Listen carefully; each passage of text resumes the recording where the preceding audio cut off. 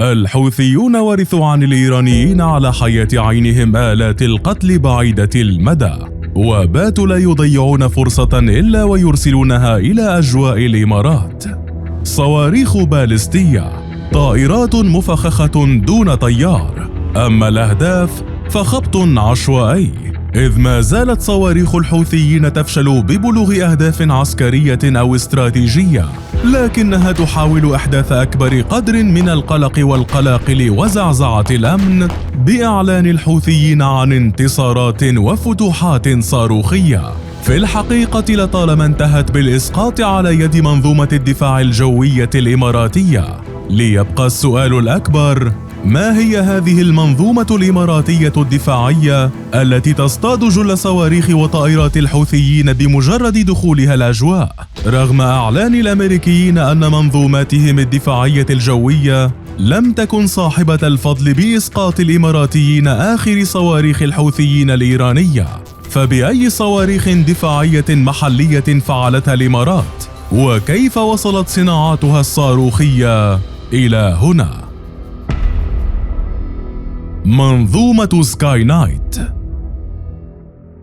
ساعات فقط مرت على إعلان الإمارات اعتراض صواريخ باليستية أطلقتها جماعة الحوثي على أبو ظبي، إضافة إلى طائرات مسيرة على دبي في ثالث هجوم من نوعه على الإمارات في أسبوعين، حتى تداعى التنديد الدولي بما تم وصفه بالإرهاب الحوثي، خاصة من الغرب والولايات المتحدة التي لم تكتفي بالتنديد والتشديد على المخاوف المشتركة إزاء إيران ووكلائها في المنطقة وبرنامج الصواريخ الباليستية، بل فجرت واشنطن أيضا مفاجأة يبدو أنها من العيار الثقيل عندما أعلنت أن منظومة الدفاع الجوي التي أسقطت صواريخ الحوثيين لم تكن أمريكية ولا حتى أجنبية، رغم تنشيط القوات الأمريكية في الإمارات بالفعل دفاعات صواريخ باتريوت، لكن صواريخ أرض جو اعتراضية إماراتية هي التي أصابت الصاروخ القادم بالفعل، ما فتح الباب على مصراعيه للحديث عن إمكانات دفاعية مفاجئة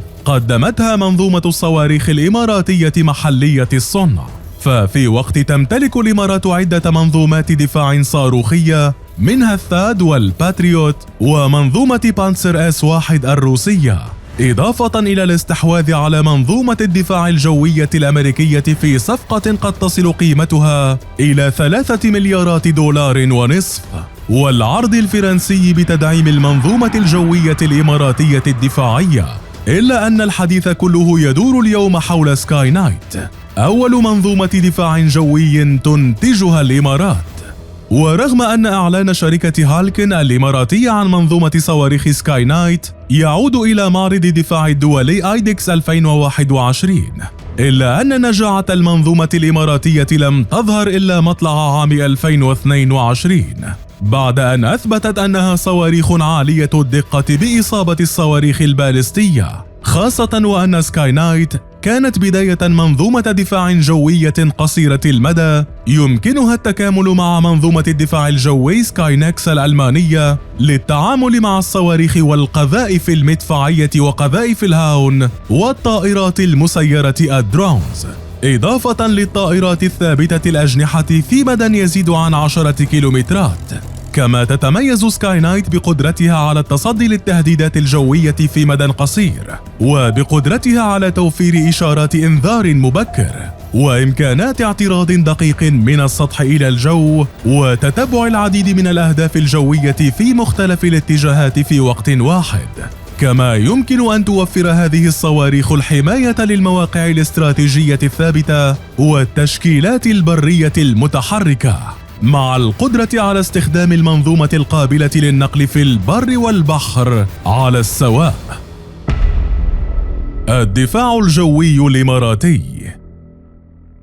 في وقت يبدو أن منظومة الإمارات الصاروخية تبلي بلاء حسنا، تستمر الدولة الخليجية النفطية بتشغيل أنظمة الدفاع الصاروخي الأمريكيتين باتريوت وثاد، إضافة للروسية بانسر S-1 والألمانية سكاي نكس، بالتزامن مع عقد صفقة للاستحواذ على منظومة الدفاع الجوية الكورية MSAM بقيمة تصل إلى نحو 3 مليارات دولار ونصف، ما يعادل نحو 12.9 مليار درهم، لتشكيل إضافة نوعية لقدرات وإمكانات الدفاع الجوي الإماراتية، خاصة وأن منظومة MSAM الكورية باتت تعد أحدث منظومات الدفاع الجوي الصاروخي متوسط المدى ومن الأكثر تطوراً في العالم.